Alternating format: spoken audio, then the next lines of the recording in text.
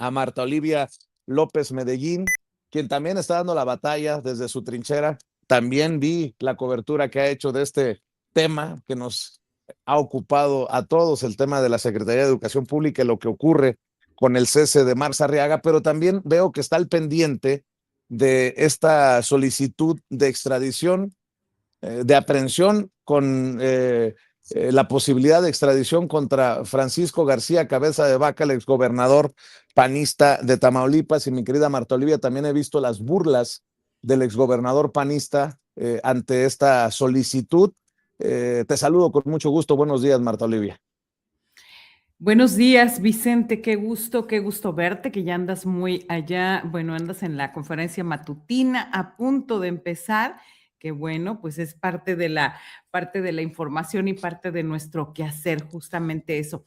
Sí, fíjate que por más que él se burle y todo, hay un hecho irrebatible. Y un hecho irrebatible, el gobierno de México ya inició los trámites para extraditar al exgobernador de Tamaulipas, Francisco Javier García Cabeza de Vaca. Y no lo digo yo, lo dice el Grupo Reforma. El Grupo Reforma que ha sido aliado en algunos momentos de precisamente el reinocense gringo estadounidense gobernador tamaulipeco. Ellos fueron los primeros que difundieron esta información y señala que ya se inició la solicitud de detención provisional con fines de extradición contra el panista, recordemos, autoexiliado en los Estados Unidos.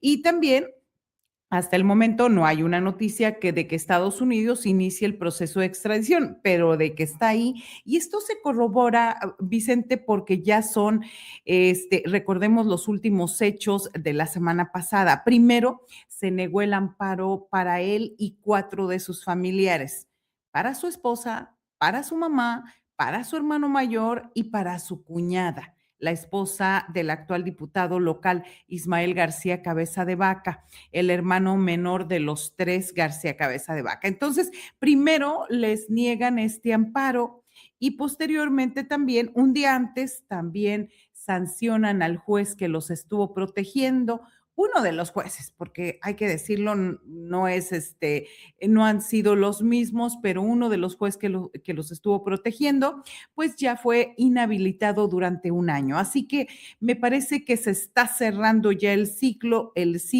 en torno a Francisco García Cabeza de Vaca. Y mira, yo te quiero comentar algo de que al respecto al libro Ni vergüenza, no tengo vergüenza ni tengo perdón de Scherer Ibarra, creo que se llama.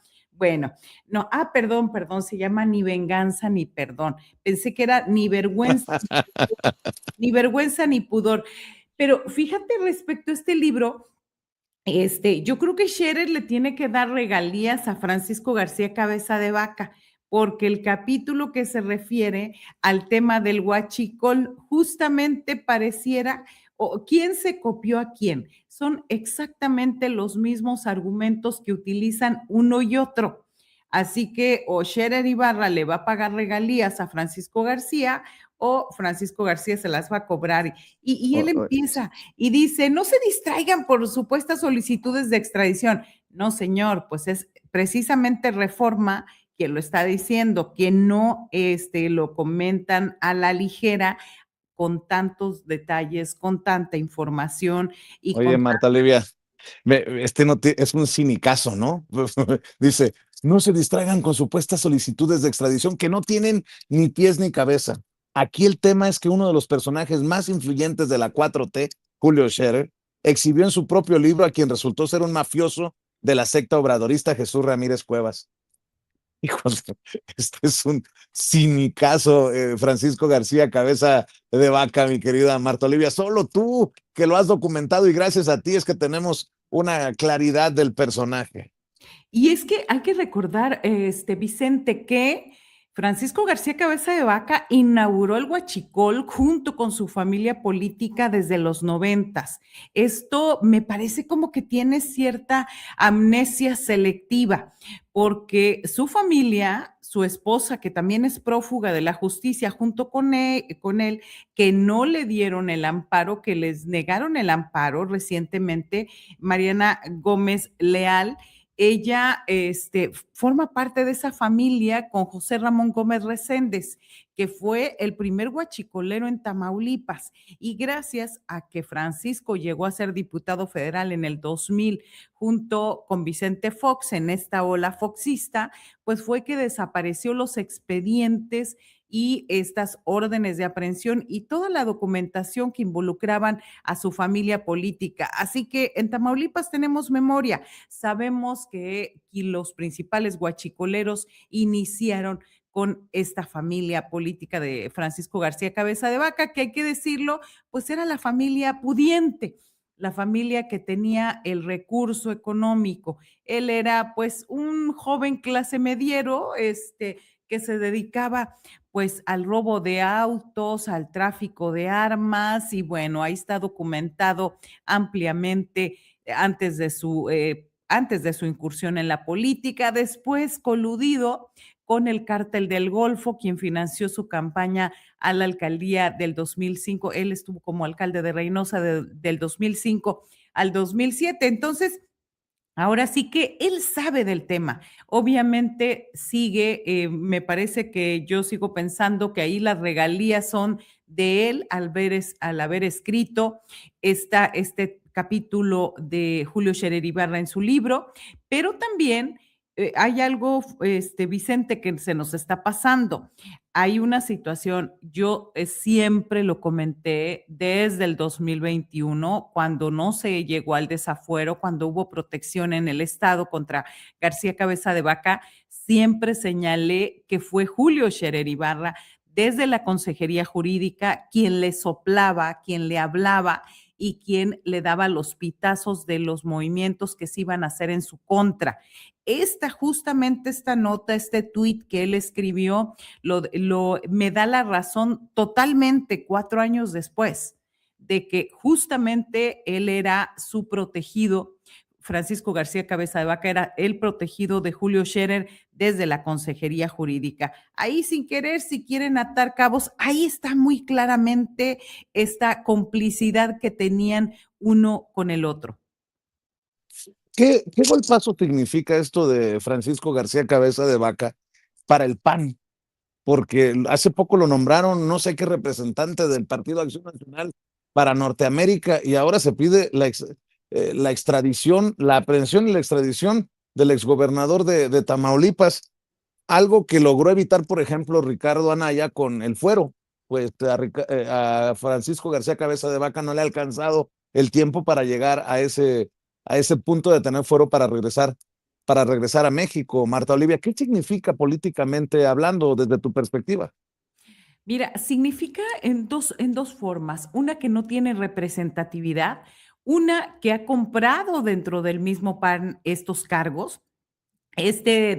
¿Recuerdas que cuando Xóchitl Gálvez, él iba a ser el coordinador del tema de seguridad? Pero gracias a una investigación que hicimos donde había restos de narcofosas y un campo de exterminio. Dicho esto, en una de sus propiedades, en Reynosa, en el ejido La Retama, de acuerdo a versiones del colectivo Amor por los Desaparecidos, que después negociaron con Cabeza de Vaca este colectivo y bueno, después ya nunca más se volvió a saber nada. Yo hablé de este tema porque ese rancho está vinculado, de acuerdo con investigaciones de la Unidad de Inteligencia Financiera, la UIF. Ellos están vinculados y este rancho lo compró prestanombres de Cabeza de Vaca. Gracias a eso fue que se le cayó esa coordinación de seguridad de la campaña de Xóchitl Gálvez y que bueno, pues porque perdió. Obviamente sabían que no tenía posibilidades de triunfo, pero a eso me refiero. García Cabeza de Vaca dentro del panismo ha tenido negocios más que complicidades, más que aliados naturales de su partido. Ha tenido y ha comprado todos esos cargos. Ahora de ¿Es el representar financiador del PAN? Perdón que te interrumpa, ¿es el financiador del PAN? es uno de los financiadores y todos se han privilegiado con él, ¿eh? O sea, Ricardo Anaya, Marco Cortés, ahorita Romero, él ha comprado estos cargos. Este cargo de ahora de América del Norte obviamente es en la misma tesitura y te voy a decir por qué, porque no tiene ningún papel claro.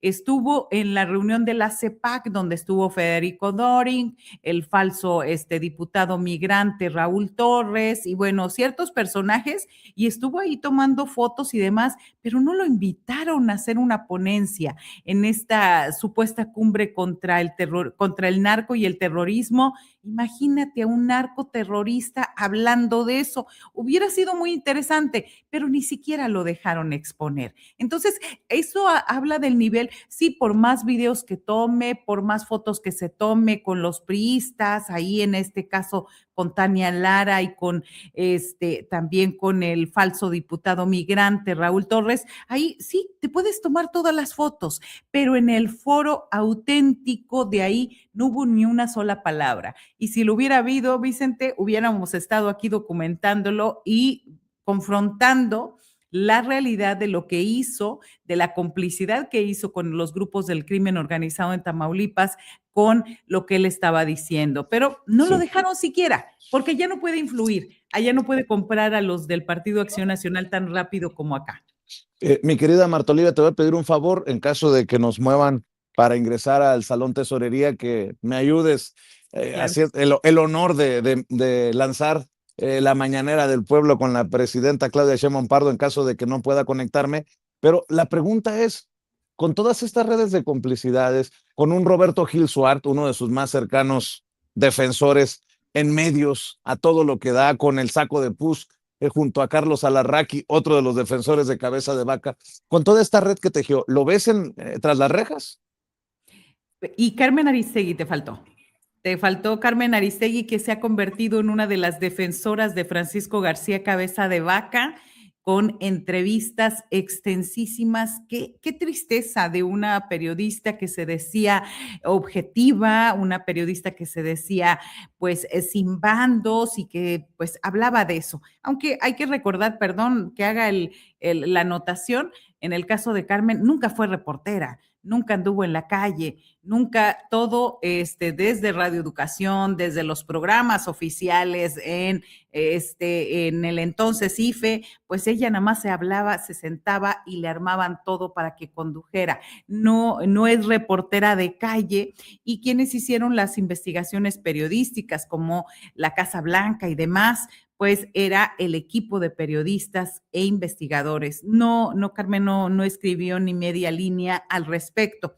Bueno, pues ella es una de las principales defensoras de Francisco García Cabeza de Vaca. Yo supongo que por también, como lo ha hecho él en todas partes, con Ciro Gómez Leiva, con Azucena Oresti, con Héctor de Mauleón, con todo este grupito, pues obviamente pues es a través de la lana, no del convencimiento, no de la persuasión, no de creer la honestidad de este tipo, porque pues todos sabemos que tiene la cola bastante larga. Lo veo en prisión. Fíjate que lo que yo quisiera, Vicente, decir es que quisiera ver justicia.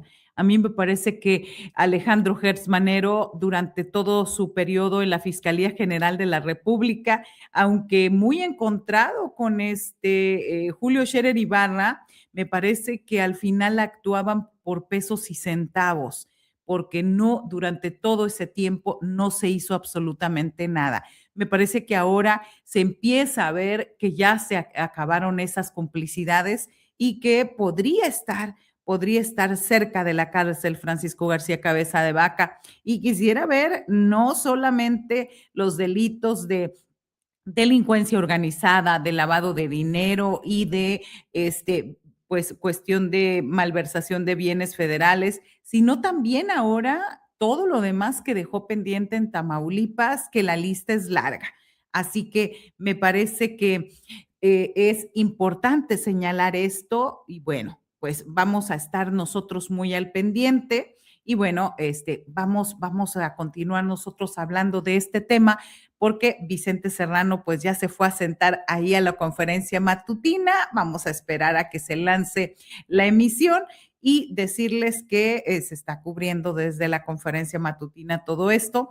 Y para quienes están preguntando y están señalando acerca de este caso, sí, desafortunadamente, durante muchos años, desde el 2000, Francisco García Cabeza de Vaca tejió una red de complicidades en Tamaulipas, en el 2003, que fue detenido Tomás Yarrington Rubalcaba, ex gobernador del PRI. Hubo un testigo ahí de su caso que fue quien el primero que ventiló que el cártel del Golfo habría financiado parte de su campaña política a la presidencia municipal. A partir de ahí se empezaron a hablar de estas redes. Primero, como delincuente juvenil, robando coches, abriendo coches, traficando armas y demás. Después, ya en la alcaldía, como el cártel del Golfo financiador principal. Y bueno, esto es importante destacar que ahora que está allá en los Estados Unidos, pues ellos mismos tienen esta información, toda esta información que es pública allá. Así que nosotros esperamos que dejen de protegerlo, que México presione a los Estados Unidos para que le entregue a este delincuente que sigue gastando el recurso de que se robó de los tamaulipecos en campañas, en entrevistas, en varios medios de comunicación. Y bueno, nosotros continuamos y hay pues muchos comentarios. Oigan, aprovecho para decirles que de 9 a 11:30, y que me lo ha permitido Vicente comentarlo en otras ocasiones, en mi canal ustedes me buscan como Marta Olivia MEX y estamos con la información de 9 a 11 de la mañana, lunes a viernes. Estamos muy atentos ahí, con información de las 32 realidades de México, con nuevas voces, con análisis profundos de lo que pasa en nuestra realidad nacional. Tenemos una amplia red de corresponsales donde desde Campeche, Yucatán, hasta Baja California, Sinaloa, Sonora, Coahuila, por supuesto, Tamaulipas, el centro del país, para informarles de lo que acontece. Además, nuestra información tiene que ver con darle voz a la gente que no la ha tenido nunca, a la voz de los colectivos que se organizan por la defensa del medio ambiente, del agua, de la tierra. Y esas comunidades, por cierto, estamos preparando. He hecho un par de entrevistas. Hoy vamos a hablar de una historia, ahí está la conferencia, una historia de una madre que le desaparecieron a su hijo. Entonces, hoy vamos a hablar de ese tema. Más que hablar de ese tema, tenemos una entrevista de unos minutos con ella y en esta semana estamos preparando como algunos personajes que no les han dado cabida en Morena, que siguen hablando a nombre de la presidenta para hacerse de tierras, para hacerse de propiedades y para manipular a la población. Así que estamos hablando del caso de un dirigente bastante corrupto llamado dirigente de la Central Campesina Cardenista, Mario Reyes Cantú. Vamos a hablar de todo este tema más adelante. En estos días, lo acabamos de reportear el fin de semana, donde este señor se hace de grandes predios, grandes hectáreas y después las lotea, después las vende sin ningún documento legal, solamente con complicidades en el Registro Agrario Nacional, en el Tribunal Agrario, donde los ejidatarios, por falta de dinero y por falta de información, caen, mucha gente cae en sus redes comprándole y ese dinero, ¿a dónde se va? Nada más a su bolsillo.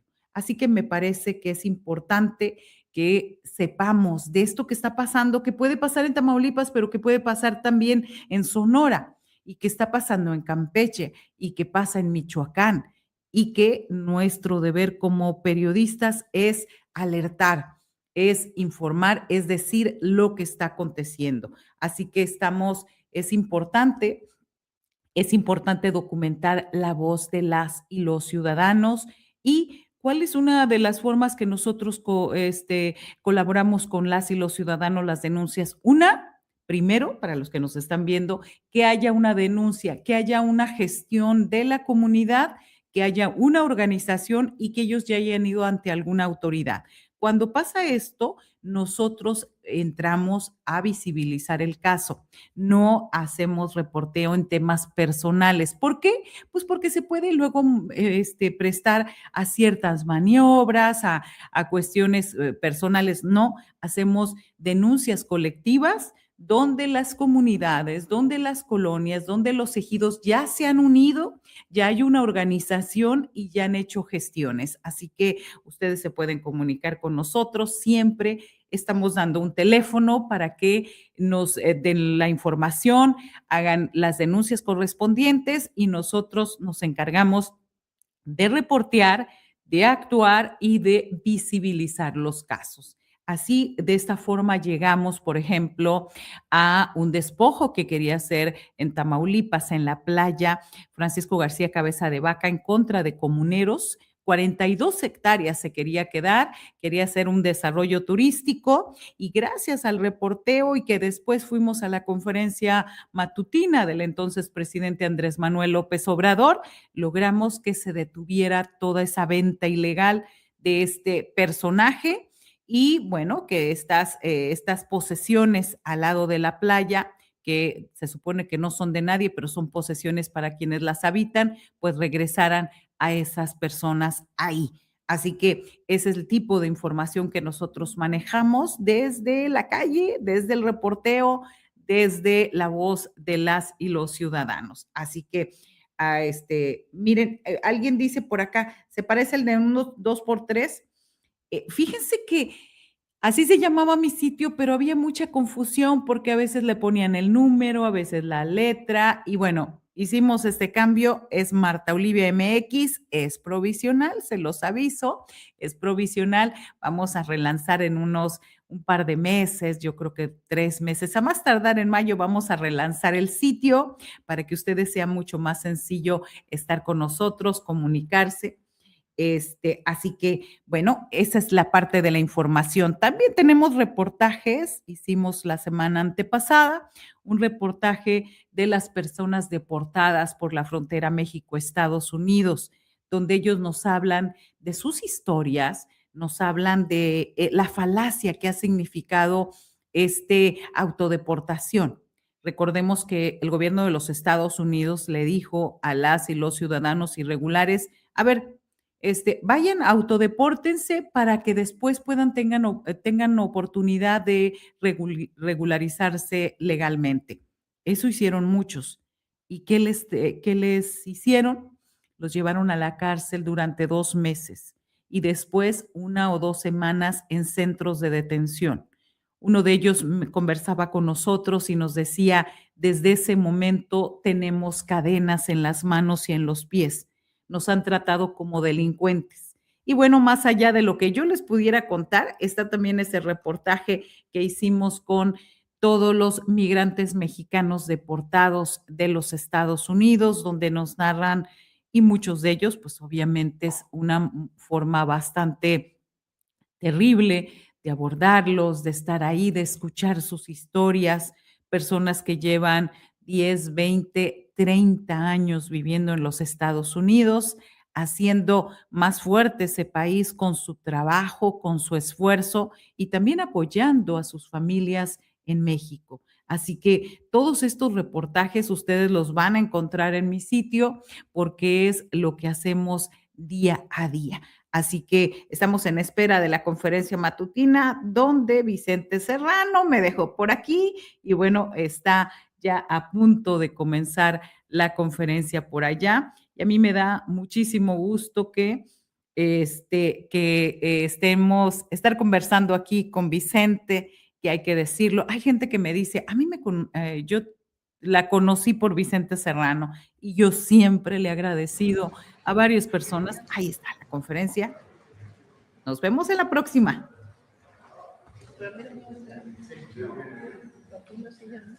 No es que no estoy muerto. Buenos días. ¿Cómo están?